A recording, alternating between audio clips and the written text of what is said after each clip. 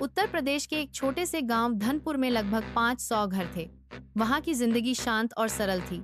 गांव के लोग मेहनतकश थे, लेकिन शिक्षा और स्वास्थ्य जैसी बुनियादी सुविधाएं वहां आज भी एक सपना थी।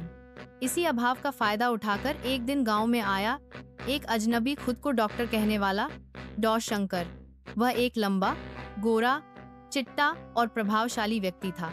उसने गांव के बाहर खाली पड़े सरकारी भवन में अपना क्लिनिक खोल लिया और दावा किया कि वह शहर से पढ़कर आया हुआ अनुभवी डॉक्टर है। गांव के लोग, जिनके लिए डॉक्टर सिर्फ नाम भर था, उसकी बातों पर जल्द ही विश्वास करने लगे। डॉ शंकर की सबसे बड़ी खासियत थी उसका मीठा बोलना। वह गरीबों से पैसे नहीं लेता था। कहता, सेवा मेरा धर्म है। बूढ़े, बच्चे, औरतें सब उसके पास इलाज के लिए आने लगे। धीरे धीरे गांव का हर बीमार व्यक्ति उसकी दवा पर निर्भर हो गया।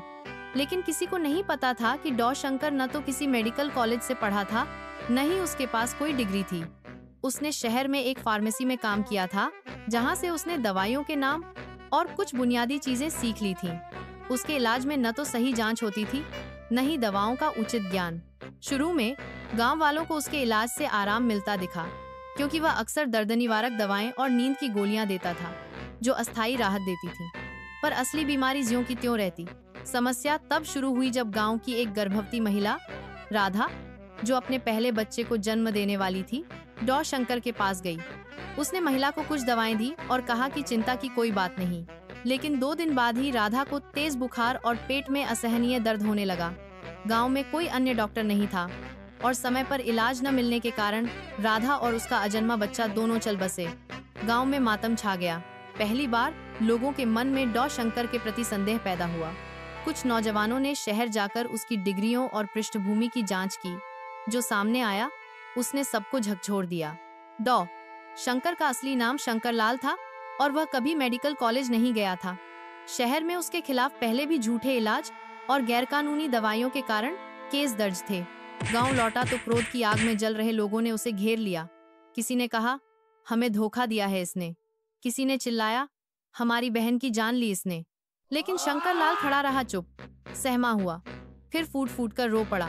बोला, मैंने सिर्फ एक मौका चाहा था, जिंदगी में डॉट पर रास्ता गलत चुन लिया। गांव के सरपंच ने पुलिस को बुलाया। उसे गिरफ्तार कर लिया गया। लेकिन कहानी यहीं खत्म नहीं हुई।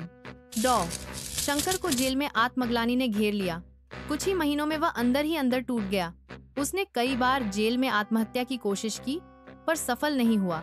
अंततः एक दिन खबर आई, शंकरलाल ने जेल की कोठरी में अपनी चादर से फांसी लगाकर आत्महत्या कर ली। उसकी मौत ने एक बार फिर गांव को झकझोर दिया। कुछ लोगों ने उसे कोसा, कुछ ने अफसोस जताया कि काश वह अपनी योग्यता सही राह में लगाता तो आज कहानी कुछ और होती।